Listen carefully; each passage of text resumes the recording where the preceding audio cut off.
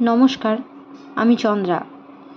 আমার এই গল্প পাঠে মো চ্যানেলটি যদি আপনাদের ভালো লেগে থাকে তাহলে অবশ্যই লাইক, শেয়ার ও সাবস্ক্রাইব করে পাশে থাকবেন এবং আপনাদের মূল্যবান মতামত কমেন্টের মাধ্যমে আমাকে অবশ্যই জানাবেন। আজকে পাঠ করছি শ্রী বিভূতিভূষণ বন্দ্যোপাধ্যায়ের অপরাজিত। শুরু করছি। বাড়িতে অপু মায়ের সঙ্গে পরামর্শ করিল, কলিকাতায় যদি পড়িতে যাই, স্কলারশিপ না পাইলে কি কোনো সুবিধা হইবে? সর্বজয়া কখনো জীবনে কলিকাতা দেখে নাই, সে কিছু জানে না। পড়া তো অনেক হইয়াছে, আর পড়ার দরকার কি? অপুর মনে কলেজে পড়িবার ইচ্ছা খুব প্রবল। কলেজে পড়িলে মানুষ বিদ্যার জাহাজ হয়, সবাই বলিবে কলেজের ছেলে। মাকে বলিল, নাই যদি স্কলারশিপ পাই তাই বা কি, এরকম করে হয়ে যাবে। রমাপতিদা বলে, কত গরিবের ছেলে কলকাতায় পড়ছে, গিয়ে একটু চেষ্টা করলেই নাকি সুবিধা হয়ে যাবে। ও আমি করে নেব। কলিকাতায় যাইবার পূর্বদিন রাত্রে আগ্রহে উত্তেজনায় তাহার ঘুম হইল না। মাথার মধ্যে যেন কেমন করে, বুকের মধ্যেও গলায় যেন কি আটকাইয়া গিয়াছে। সত্য সত্য সে কাল এমন সময় কলকাতায় বসিয়া আছে। কলিকাতায়, কলিকাতা সম্বন্ধে কত গল্প, কত কি সে শুনিয়াছে। অত বড় শহর আর নেই, কত কি অদ্ভুত জিনিস দেখিবার আছে। বড় বড় লাইব্রেরি আছে, সে শুনিয়াছে। বই চাহিলেই সেখানে বসিয়া পড়িতে দেয়। বিছানায় শুইয়া সারা রাত্রি ছটফট করিতে লাগিল। বাড়ির পেছনের তেঁতুল গাছের ডালপালা অন্ধকারকে আরও ঘন করিয়াছে। ভোর আর কিছুতেই হয় না। হয়তো তাহার কলিকাতা যাওয়া ঘটিবে না, কলেজে পড়া ঘটিবে না। কত লোক হঠাৎ মারা গিয়েছে, এমনি হয়তো সেও মরিয়া যাইতে পারে। কলিকাতা না দেখিয়া কলেজে অন্তত কিছুদিন পড়ার আগে যেন সে না মরে, দোহাই ভগবান। কলিকাতায় সে কাহাকেও চেনে না, কোথায় গিয়া উঠিবে ঠিক জানা নেই, পথঘাটও জানা নেই। মাস কতক আগে দেবব্রত তাহাকে নিজের এক মেসোমশায়ের কলিকাতার ঠিকানা দিয়া বলিয়াছিল, দরকার হইলে এই ঠিকানায় গিয়া তাহার নাম করিলেই তিনি আদর করিয়া থাকিবার স্থান দিবেন। ট্রেনে উঠিবার সময় অপু সে কাগজখানা বাহির করিয়া পকেটে রাখিল। রেলের পুরানো টাইম টেবিলের পিছন হইতে ছিঁড়িয়া লওয়া একখানা কলিকাতা শহরের নকশা তাহার টিনের তোরঙ্গটার মধ্যে অনেক দিন আগে ছিল, সেখানেও বাহির করিয়া বসিল। ইহার পূর্বেও অপু শহর দেখিয়াছে, তবুও ট্রেন হইতে নামিয়া শিয়ালদহ স্টেশনের সম্মুখের বড় রাস্তায় একবার আসিয়া দাঁড়াইতেই সে অবাক হইয়া গেল। এরকম কাণ্ড সে কোথায় দেখিয়াছে? ট্রাম গাড়ি ইহার নাম, আর একরকমের গাড়ি নিঃশব্দে দৌড়াইয়া চলিয়াছে। অপু কখনো না দেখিলেও মনে মনে আন্দাজ করিল ইহারই নাম মোটর গাড়ি। সে বিস্ময়ের সহিত দু একখানার দিকে চাহিয়া চাহিয়া দেখিতে লাগিল। স্টেশনের অফিস ঘরে সে মাথার উপরে একটা কি চাকার মতো জিনিস বনবন বেগে ঘুরিতে দেখিয়াছে। সে আন্দাজ করিল ইহাই ইলেকট্রিক পাখা। যে ঠিকানা বন্ধু দিয়াছিল তাহা খুঁজিয়া বাহির করা তাহার পক্ষে এক মহা মুশকিলের ব্যাপার। পকেটে রেলের টাইম টেবিলের মোড়ক হইতে সংগ্রহ করা কলিকাতার যে নকশা ছিল তাহা মিলাইয়া হ্যারিসন রোড খুঁজিয়া বাহির করিল। জিনিসপত্র তাহার এমন বেশি কিছু নহে। বগলে ছোট বিছানাটি ও ডান হাতে ভারী পুঁটুলিটা ঝুলাইয়া পথ চলিতে চলিতে সামনে পাওয়া গেল আমহা স্ট্রিট। তাহার পর আরও খানিক ঘুরিয়া সে পঞ্চানন দাসের গলি বাহির করিল। অখিলবাবু সন্ধ্যার আগে আসিলেন। কালো নাদুস নুদুস চেহারা। অপুর পরিচয় ও উদ্দেশ্য শুনিয়া খুশি হইলেন ও খুব উৎসাহ দিলেন। ঝিকে ডাকাইয়া তখনই খাবার আনাইয়া অপুকে খাইতে দিলেন। সারাদিন খাওয়া হয় নাই জানিতে পারিয়া তিনি এত ব্যস্ত হইয়া উঠিলেন যে নিজে সন্ধ্যাহ্নিক করিবার জন্য আসনখানি মেষের ছাদে পাতিয়াও আহ্নিক করিতে ভুলিয়া গেলেন। সন্ধ্যার সময় সে মেষের ছাদে শুইয়া পড়িল। সারাদিন বেড়াইয়া সে বড় ক্লান্ত হইয়া পড়িয়াছে। সে তো কলিকাতায় আসিয়াছে, মিউজিয়াম, গড়ের মাঠ দেখিতে পাইবে তো, বায়োস্কোপ দেখিবে। এখানে খুব বড় বায়োস্কোপ আছে সে জানে, তাহাদের দেওয়ানপুরের স্কুলে একবার একটা ভ্রমণকারী বায়োস্কোপের দল গিয়াছিল। তাহাতেই সে জানে বায়োস্কোপ কি অদ্ভুত দেখিতে। তবু এখানে নাকি বায়োস্কোপে গল্পের বই দেখায়, সেখানে তাহা ছিল না। রেলগাড়ি দৌড়াইতেছে, একটা লোক হাত পা নাড়িয়া মুখভঙ্গি করিয়া লোক হাসাইতেছে, এইসব। এখানে বায়োস্কোপে গল্পের বই দেখিতে চাই। অখিলবাবুকে জিজ্ঞাসা করিল, বায়োস্কোপ যেখানে হয় এখান থেকে কত দূরে? অখিলবাবুর মেশে খাইয়া অপু ইহার উহার পরামর্শ মতো নানা স্থানে হাঁটাহাঁটি করিতে লাগিল। কোথাও বা থাকিবার স্থানের জন্য, কোথাও বা ছেলে পড়াইবার সুবিধার জন্য, কাহারও কাছে বা কলেজে বিনা বেতনে ভর্তি হইবার যোগাযোগের জন্য। এদিকে কলেজে ভর্তি হইবার সময়ও চলিয়া যায়। সঙ্গে যে কয়টা টাকা ছিল তাহা পকেটে লইয়া একদিন সে ভর্তি হইতে বাহির হইল। প্রেসিডেন্সি কলেজের দিকে সে ইচ্ছা করিয়াই ঘেঁষিল না। সেখানে সব দিকেই খরচ অত্যন্ত বেশি। মেট্রোপলিটন কলেজ গলির ভিতর, বিশেষত পুরানো ধরনের বলিয়া সেখানেও ভর্তি হইতে ইচ্ছা হইল না। মিশনারিদের কলেজ হইতে একদল ছেলে বাহির হইয়া সিটি কলেজে ভর্তি হইতে চলিয়াছিল। তাহাদের দলে মিশিয়া গিয়া কেরানির নিকট হইতে কাগজ চাহিয়া লইয়া নাম লিখিয়া ফেলিল। কিন্তু শেষ পর্যন্ত বাড়িটার গড়ন ও আকৃতি তাহার কাছে এত খারাপ ঠেকিল যে কাগজখানি ছিঁড়িয়া ফেলিয়া সে বাহিরে আসিয়া হাঁপ ছাড়িয়া বাঁচিল। অবশেষে রিপন কলেজের বাড়ি তাহার কাছে বেশ ভালো ও উঁচু মনে হইল। ভর্তি হইয়া সে আরেকটি ছাত্রের সঙ্গে ক্লাসরুমগুলি দেখিতে গেল। ক্লাসে ইলেকট্রিক পাখা কি করিয়া খুলিতে হয় তাহার সঙ্গী দেখাইয়া দিল। সে খুশির সহিত তাহার নিচে খানিকক্ষণ বসিয়া রহিল। এত হাতের কাছে ইলেকট্রিক পাখা পাইয়া বারবার পাখা খুলিয়া বন্ধ করিয়া দেখিতে লাগিল। অখিলবাবুদের মেশে থাকা ও পড়াশোনা দুইয়েরই ঘোর অসুবিধা। এক এক ঘরের মেঝেতে 3টি ট্রাঙ্ক, কতগুলি জুতার বাস্ক, কালি বুরুষ, 3টি হুঁকা। ঘরে আর কোনো আসবাবপত্র নাই। রাত্রে আলো সব দিন জ্বলে না। ঘর দেখিয়া মনে হয় ইহার অধিবাসীগণের জীবনে মাত্র 2টি উদ্দেশ্য আছে, অফিসে চাকরি করা ও মেশে আসিয়া খাওয়া ও ঘুমানো। এক এক ঘরে যে 3টি বাবু থাকেন তাহারা 6টার সময় অফিস হইতে আসিয়া হাত মুখ ধুইয়া যে যার বিছানায় শুইয়া পড়িয়া চুপ করিয়া তামাক টানিতে থাকেন। একটু একটু গল্পগুজব যা হয় প্রায়ই অফিস সংক্রান্ত। তারপরে আহারাদি সারিয়া নিদ্রা। অখিলবাবু কোথায় ছেলে পড়ান। অফিসের পর সেখান হইতে ফিরিতে দেরি হইয়া যায়। তিনিও সারাদিন খাটুনির পর মেশে আসিয়া শুইয়া পড়েন। অপু এরকম ঘরে এতগুলি লোকের সহিত এক বিছানায় কখনো শুইতে অভ্যস্ত নয়। রাত্রে তাহার যেন হাঁপ ধরে, ভালো ঘুম হয় না। কিন্তু অন্য কোথাও কোনো রকম সুবিধা না হইলে সে যাইবে কোথায়? তাহা ছাড়া অপুর আর এক ভাবনা মায়ের জন্য। স্কলারশিপ পাইলে সেই টাকা হইতে মাকে কিছু কিছু পাঠাইবার আশ্বাস সে আসিবার সময় দিয়া আসিয়াছে, কিন্তু কোথায় বা স্কলারশিপ, কোথায় বা কি? মার কিরূপে চলিতেছে দিন যাওয়ার সঙ্গে সঙ্গে সেই ভাবনায় তাহার আরও প্রবল হইল। মাসের শেষে অখিলবাবু অপুর জন্য একটা ছেলে পড়ানো ঠিক করিয়া দিলেন। 2 বেলা একটা ছোট ছেলে ও একটি মেয়েকে পড়াইতে হইবে, মাসে 15 টাকা। অখিলবাবুর মেশে পরের বিছানায় শুইয়া থাকা তাহার পছন্দ হয় না। কিন্তু কলেজ হইতে ফিরিয়া পথে কয়েকটি মেশে জিজ্ঞাসা করিয়া জানিল 15 টাকা মাত্র আয়ে কোনো মেশে থাকা চলে না। তাহার ক্লাসের কয়েকটি ছেলে মিলিয়া একখানা ঘর ভাড়া করিয়া থাকিত, নিজেরাই রাঁধিয়া খাইত। অপুকে তাহারা লইতে রাজি হইল। যে 3টি ছেলে একসঙ্গে ঘর ভাড়া করিয়া থাকে তাহাদের সকলেরই বাড়ি মুর্শিদাবাদ জেলায়। ইহাদের মধ্যে সুরেশ্বরের আয় কিছু বেশি। MA ক্লাসের ছাত্র, 40 টাকার টিউশনি আছে। জানকী যেন কোথায় ছেলে পড়াইয়া 20 টাকা পায়। নির্মলের আয় আরও কম। সকলের আয় একত্র করিয়া যে মাসে যাহা অকুলান হয় সুরেশ্বর নিজেই তাহা দিয়া দেয়, কাহাকেও বলে না। অপু প্রথমে তাহা জানিত না।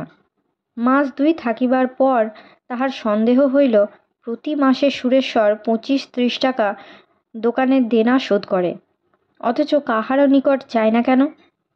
সুরেশ্বরের কাছে একদিন কথাটা তুলিলে সে হাসিয়া উড়াইয়া দিল।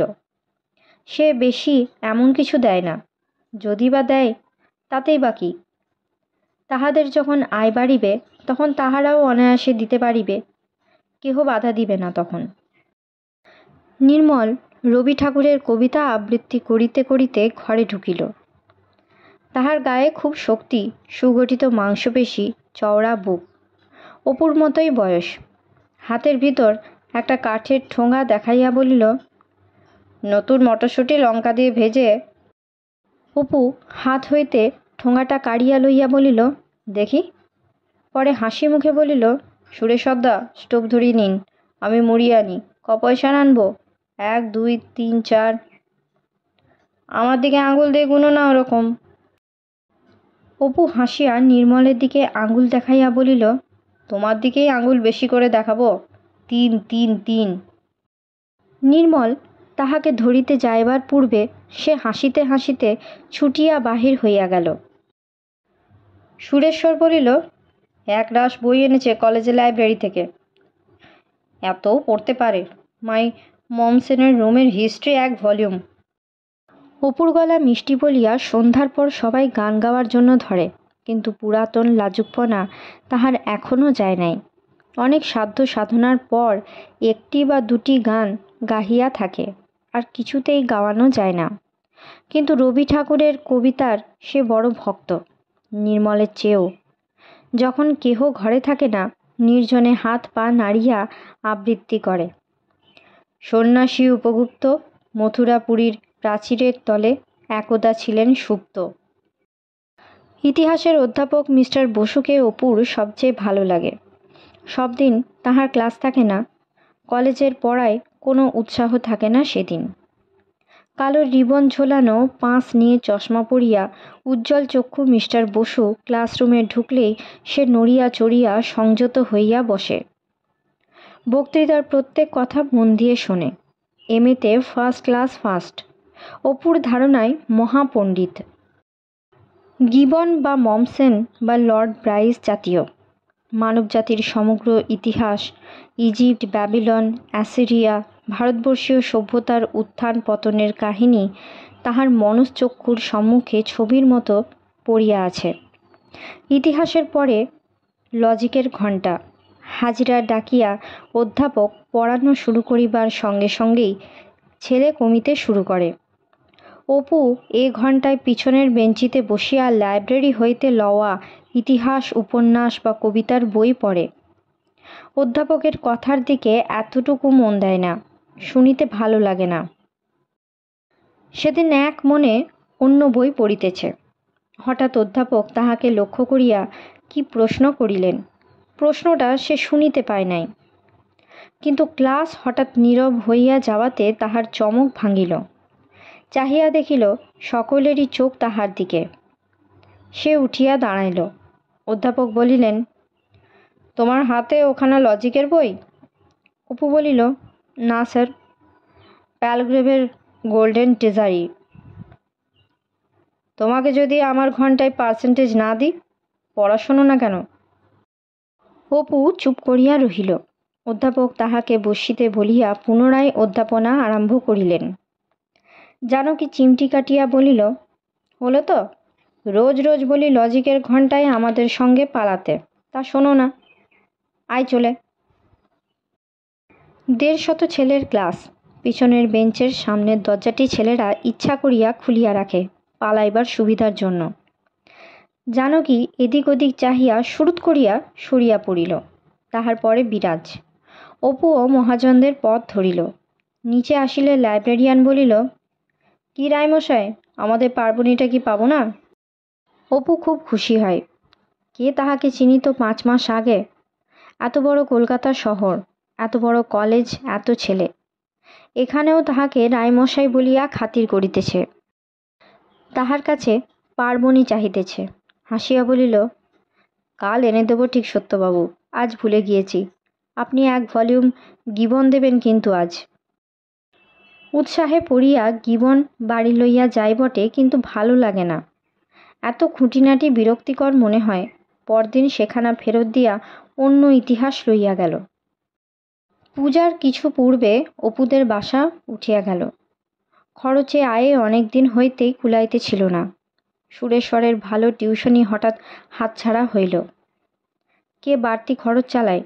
নির্মল ও জানকী অন্য কোথায় চলিয়া গেল। সুরেশ্বর গিয়া মেশে উঠিল। অপুর যে মাসিক আয়, কলেজের মাহিনা দিয়া তাহা হইতে 12 টাকা বাঁচে। কলিকাতা শহরে 12 টাকায় যে কিছুতেই চলিতে পারে না, অপুর সে জ্ঞান এতদিনেও হয় নাই। সুতরাং সে ভাবিল 12 টাকাতেই চলিবে, খুব চলিবে। 12 টাকা কি খুব কম টাকা?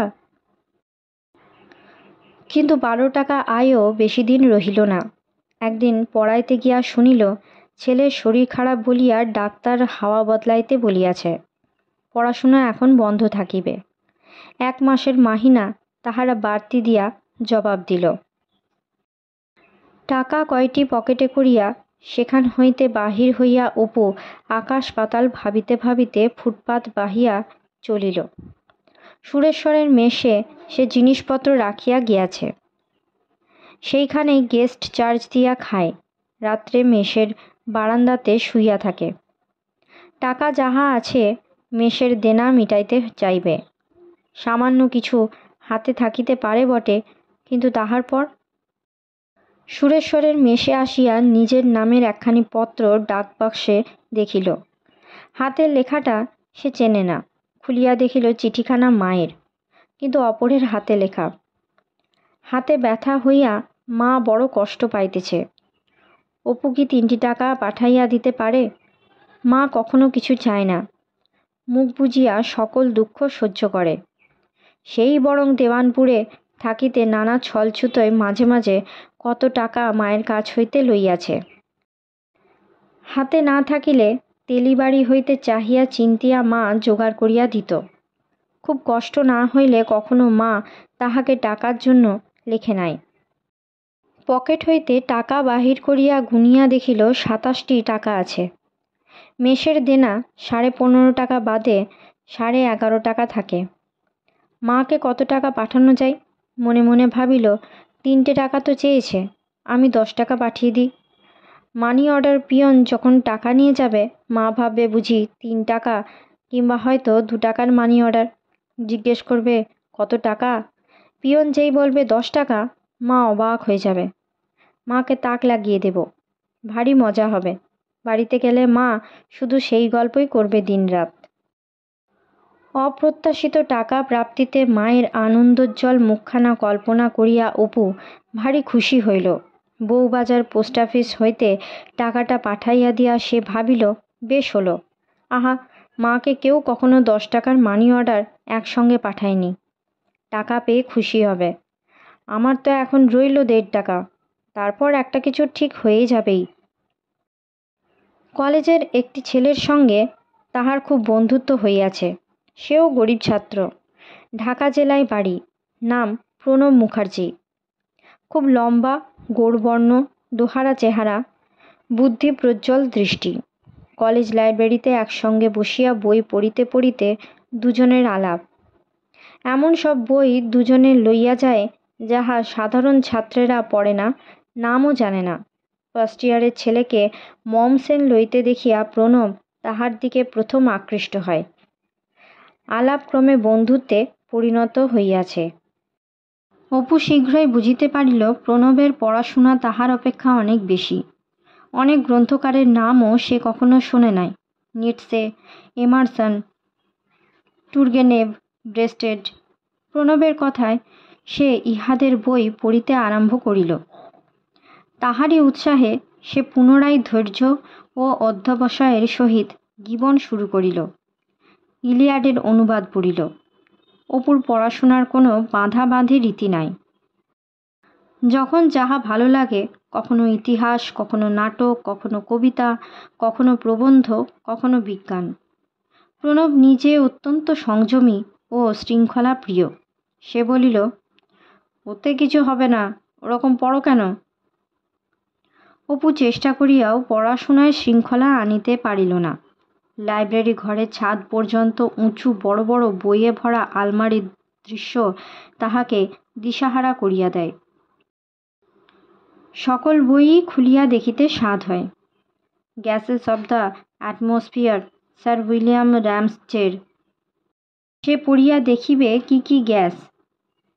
এক্সটিংক্ট অ্যানিমালস, বে ল্যানকাস্টারের লেখা, জানিবার তার ভয়ানক আগ্রহ।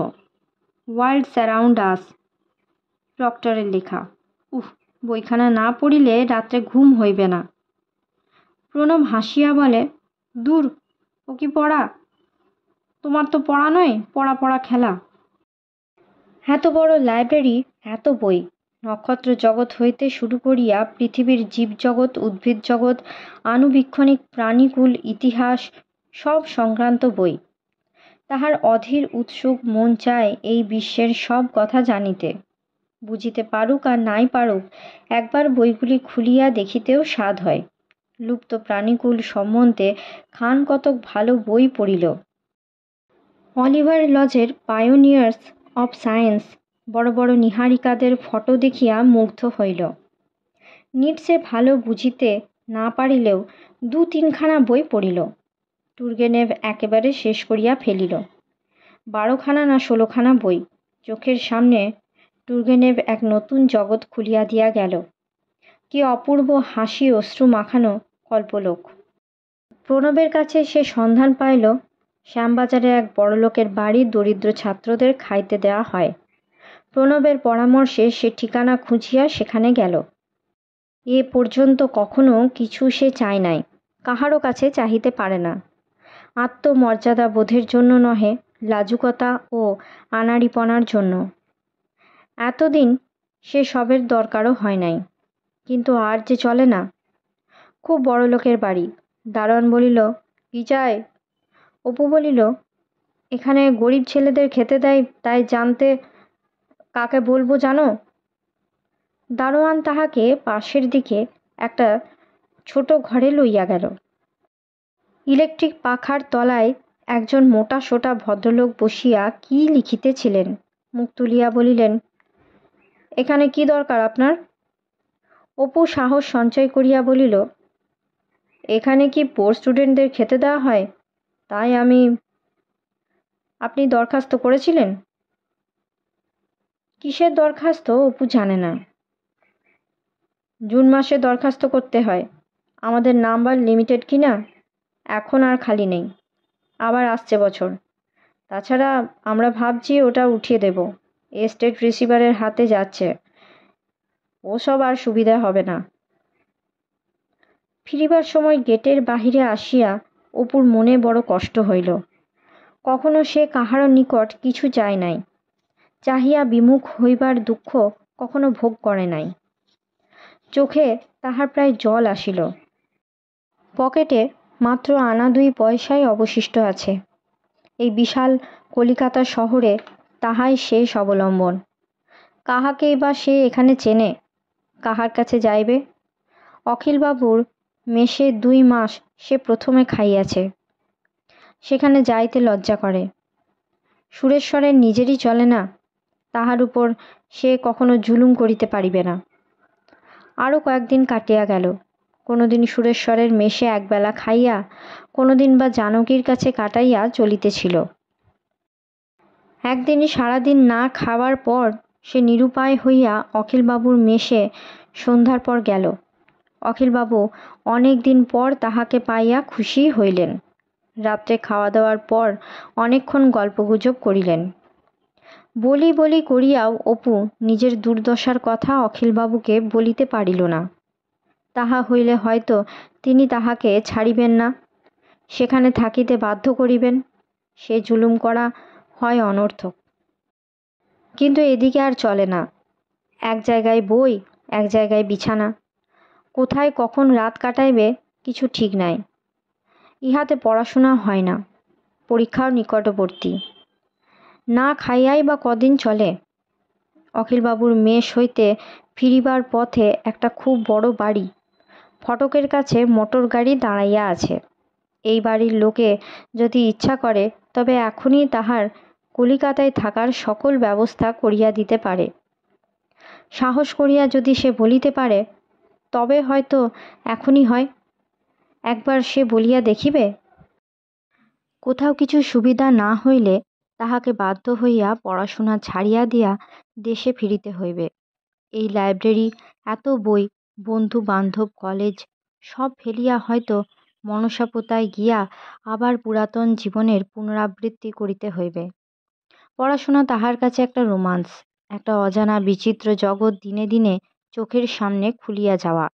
ইহাকে সে চায়, ইহাই এতদিন চাহিয়া আসিয়াছে।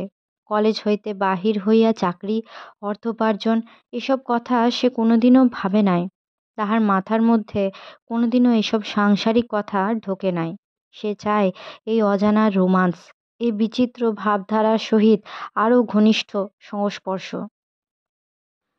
প্রাচীন দিনের জগৎ, অধুনালুপ্ত অতিকায় প্রাণীদল, বিশাল শূন্যের দৃশ্য, অদৃশ্য গ্রহ নক্ষত্র রাজি, ফরাসি বিদ্রোহ, নানা কথা।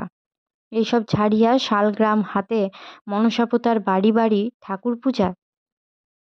অপুর মনে হইল এই রকমই বড় বাড়ি আছে লীলাদের কলিকাতারই কোনো জায়গায়। অনেকদিন আগে লীলা তাহাকে বলিয়াছিল কলিকাতায় তাহাদের বাড়িতে থাকিয়া পড়িতে। সে ঠিকানা জানে না। কোথায় লীলাদের বাড়ি, কেই বা এখানে তাহাকে বলিয়া দিবে। তাহা ছাড়া সেই সব আজ ৬-৭ বছরের কথা হইয়া গেল।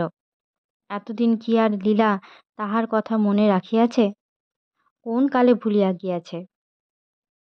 অপু ভাবিল, ঠিকানা জানলেই কি আর আমি সেখানে যেতে পারতাম না গিয়ে কিছু করতে পারতাম? সে আমার কাজ নয়। তার উপরে এই অবস্থায়, দূর, তা কখনো হয়? তাছাড়া লীলার বিয়ে থাওয়া হয়ে এতদিন সে শ্বশুরবাড়ি চলে গিয়েছে। সেসব কি আর আজকের কথা? ক্লাসে জানকী একদিন একটা সুবিধার কথা বলিল। সে ঝামা পুকুরে কোন ঠাকুর বাড়িতে রাত্রে খায়। সকালে কোথায় ছেলে পড়াইয়া একবেলা তাহাদের সেখানে খায়। সম্প্রতি সে বোনের বিবাহে বাড়ি যাইতেছে। ফিরিয়া না আসা পর্যন্ত অপু রাত্রে রাজবাড়িতে তাহার বদলে খাইতে পারে। বাড়ি যাইবার পূর্বে ঠাকুর বাড়ির সেবায়িতকে বলিয়া কহিয়া সেই সব ব্যবস্থা করিয়া যাইবে এখন। অপু রাজি আছে? রাজি। হাতে স্বর্গ পাওয়া নিতান্ত গল্পকথা নয় তাহা হইলে। ঠাকুরবাড়ির খাওয়া নিতান্ত মন্দ নয়। অপুর কাছে তাহা খুব ভালো লাগে। আলো চালের ভাত, টক, কোনো কোনো দিন ভোগের পায়েসও পাওয়া যায়। তবে মাছ মাংসের সম্পর্ক নাই, নিরামিষ।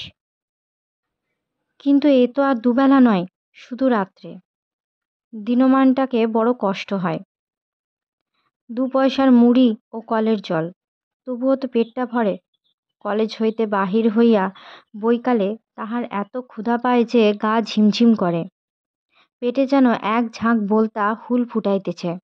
পয়সা জুটাইতে পারিলে অপু এই সময়টা পথের ধারের দোকান হইতে 1 পয়সার ছোলা ভাজা কিনিয়া খায়।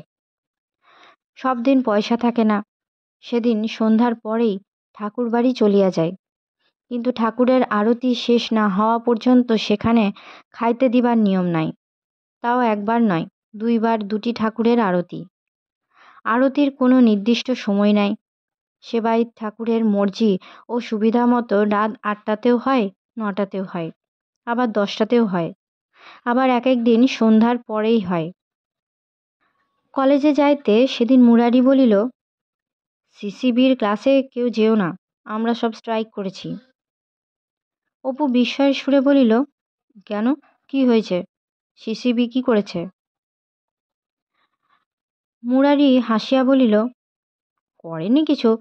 পড়া জিজ্ঞেস করবে বলেছে রোমের হিস্ট্রির, 1 পাতাও পড়িনি। না পারলে বকুনি দেবে কীরকম জানো তো? গজেন বলিল, আমার তো আরও মুশকিল, রোমের হিস্ট্রির বইই যে আমি কিনিনি। মনমথ আগে সেন্ট জেভিয়ারে পড়ত।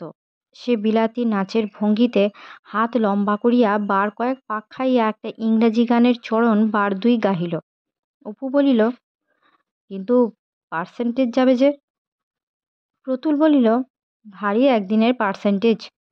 তা আমি ক্লাসে নাম প্রেজেন্ট করেও পালিয়ে আসতে পারি, সে তো আর তুমি পারবে না।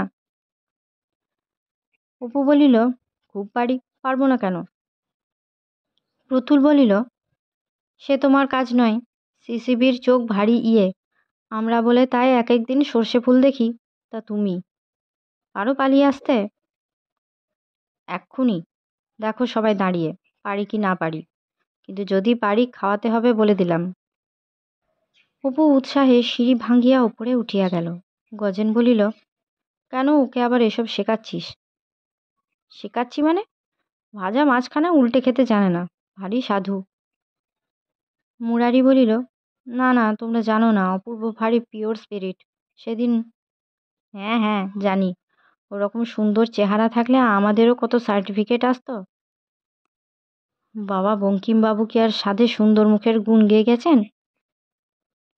কি বাজে বকছিস প্রতুল, দিন দিন ভারী ইতর হয়ে উঠছিস কিন্তু।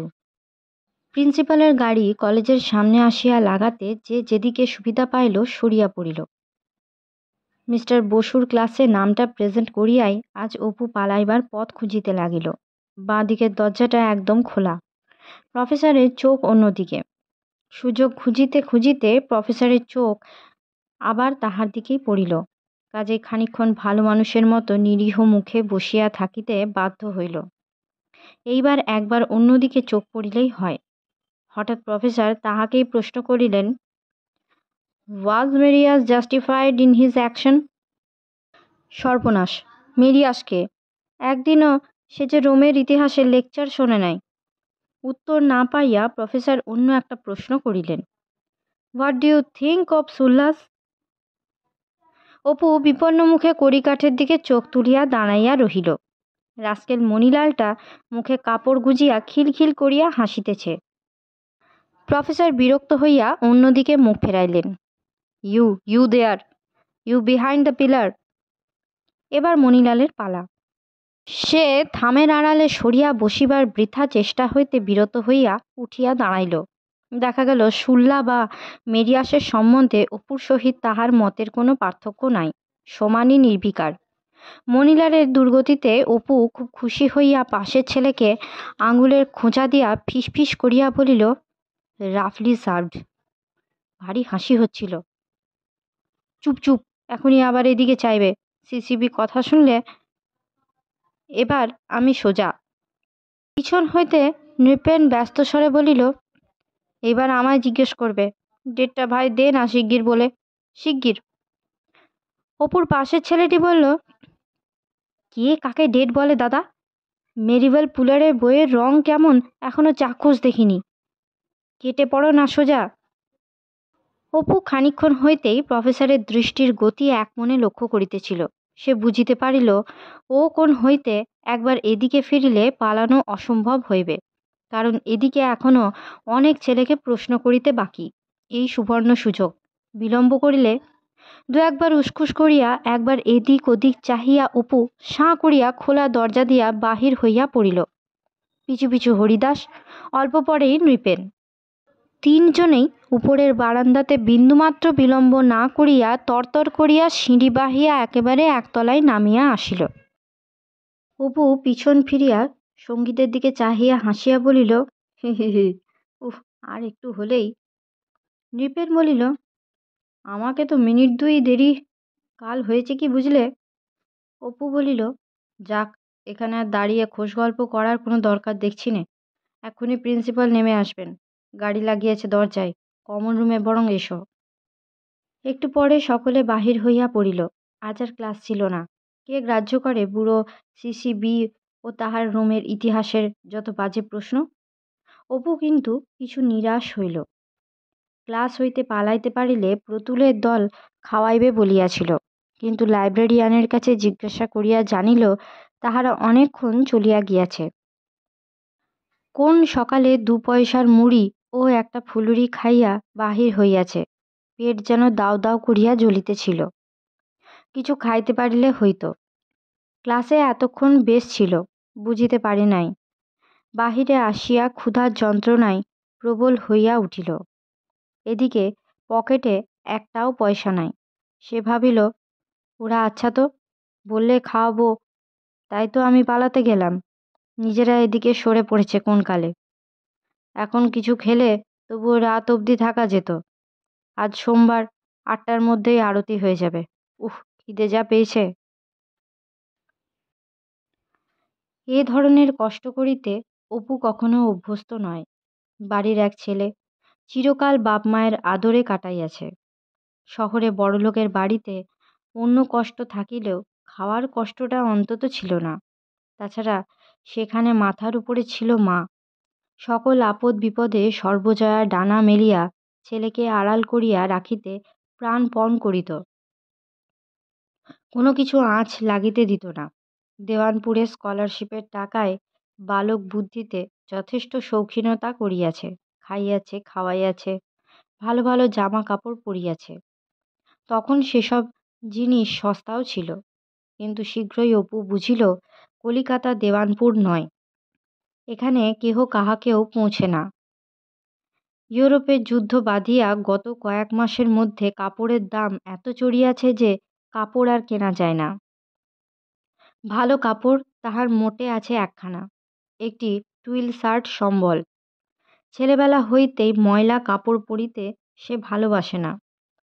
2-3 দিন অন্তর সাবান দিয়া কাপড় কাচিয়া শুকাইলে তবে তাহাই পরিয়া বাহির হইতে পারে। সব দিন কাপড় ঠিক সময়ে শুকায় না। কাপড় কাচিবার পরিশ্রমে একদিন আবার ক্ষুধা এত বেশি পায় যে মাত্র 2 পয়সার খাবারে কিছুই হয় না। ক্লাসে লেকচার শুনিতে বসিয়া মাথা যেন হঠাৎ শোলার মতো হালকা বোধ হয়। এদিকে থাকার কষ্টও খুব। সুরেশ্বর MA পরীক্ষা দিয়া বাড়ি চলিয়া গিয়াছে। তাহার মেসে আর থাকিবার সুবিধা নাই। যাইবার আগে সুরেশ্বর একটা ঔষধের কারখানার উপরে একটা ছোট ঘরে তাহার থাকিবার স্থান ঠিক করিয়া দিয়া গিয়াছে। ওই কারখানায় সুরেশ্বরের জানাশোনা একজন লোক কাজ করে ও রাত্রে উপরের ঘরটাতে থাকে। ঠিক হইয়াছে, যতদিন কিছু একটা সুবিধা না হইতেছে ততদিন অপু ওই ঘরটাতে লোকটার সঙ্গে থাকিবে। ঘরটা একে ছোট, তাহার উপরে অর্ধেকটা ভর্তি ঔষধ বোঝাই প্যাকবক্সে। রাশিকৃত জঞ্জাল বাক্সগুলির পিছনে জমানো কেমন একটা গন্ধ। নেংটি ইঁদুরের উৎপাতে কাপড় চোপড় রাখিবার জো নাই। অপুর একমাত্র টুইল শার্টটার 2 জায়গায় কাটিয়া ফুটা করিয়া দিয়াছে। রাত্রে ঘরময় আরশোলার উৎপাত। ঘরের যে লোকটা যেমন নোংরা তেমনি তামাকপ্রিয়। রাত্রে উঠিয়া অন্তত 3 বার তামাক সাজিয়া খায়। তাহার কাশির শব্দে ঘুম হওয়া দেয়। ঘরের কোণে তামাকের গুল রাশিকৃত করিয়া রাখিয়া দেয়। অপু নিজে বার 2 পরিষ্কার করিয়াছিল।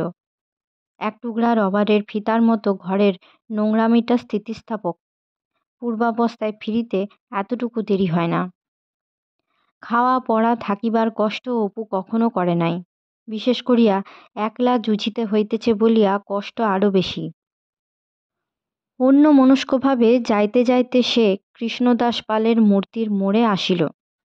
যুদ্ধের নূতন খবর বাহির হইয়াছে বলিয়া কাগজওয়ালা হাঁকিতেছে। শিয়ালদার একটা ট্রাম হইতে লোকজন নামা উঠা করিতেছে। একটি চোখে চশমা তরুণ যুবকের দিকে একবার চাহিয়াই মনে হইল চেনা চেনা মুখ। একটু পরে সেও অপুর দিকে চাহিতে 2 জনে চোখাচোখি হইল। এবার অপু চিনিয়াছে, সুরেশদা।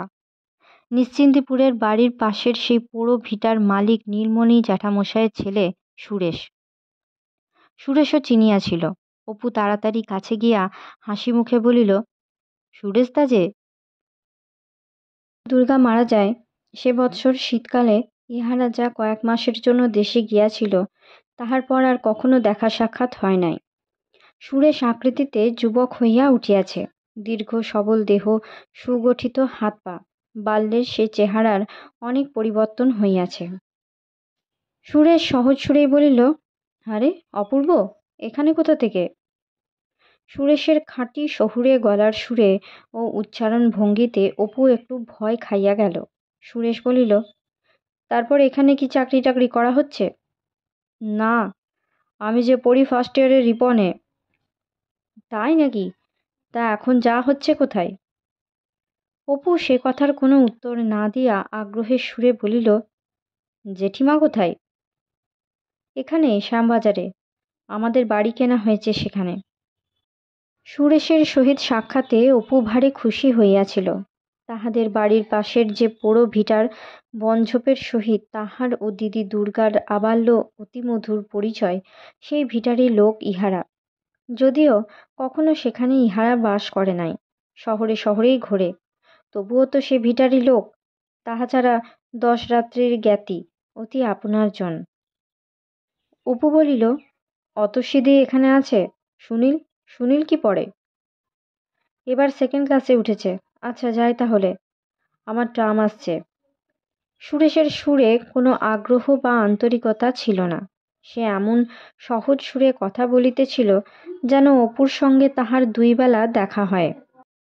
অপু কিন্তু নিজের আগ্রহ লইয়া এত ব্যস্ত ছিল যে সুরেশের কথাবার্তার সেদিকটা তাহার কাছে ধরা পড়িল না। আপনি কি করেন সুরেশদা? মেডিকেল কলেজে পড়ি, এবার 3rd ইয়ার। আপনার ওখানে একদিন যাব সুরেশদা, জেঠিমার সঙ্গে দেখা করে আসব। সুরেশ ট্রামের পাদানিতে পা দিয়া উঠিতে উঠিতে অনাসক্ত সুরে বলিল, বেশ বেশ, আমি আসি এখন। এতদিন পর সুরেশ তার সহিত দেখা হওয়াতে অপুর মনে এমন বিস্ময় ও আনন্দ হইয়াছিল যে ট্রামটা ছাড়িয়া দিলে তাহার মনে পড়িল সুরেশ তার বাড়ির ঠিকানাটা তো জিজ্ঞাসা করা হয় নাই। সে চলন্ত ট্রামের পাশে ছুটিতে ছুটিতে জিজ্ঞাসা করিল, আপনাদের বাড়ির ঠিকানাটা? ও সুরেশদা, ঠিকানাটা যে? সুরেশ মুখ বাড়াইয়া বলিল, 24-এর 2C, বিশ্বকোষ লেন, শ্যামবাজার। পরের রবিবার সকালে স্নান করিয়া অপু শ্যামবাজারে সুরেশ তার ওখানে যাইবার জন্য বাহির হইল। আগের দিন 2 টুয়েল শার্টটা ও কাপড়খানা সাবান দিয়া কাচিয়া শুকাইয়া লইয়াছিল। জুতার শোচনীয়া দুরাবস্থা ঢাকিবার জন্য একটি পরিচিত মেশে এক সহপাঠীর নিকট হইতে জুতার কালি চাহিয়া নিজে বুরুষ করিয়া লইল। সেখানে অতসীদি ইত্যাদি রহিয়াছেন। দিনহীন বেশে কি যাওয়া চলে? আজকের মতো গল্প পাঠ এই পর্যন্ত। পরবর্তী অংশ নিয়ে আসবো পরবর্তী ভিডিওতে। সকলে ভালো থাকবেন, সুস্থ থাকবেন এবং পাশে থাকবেন। নমস্কার।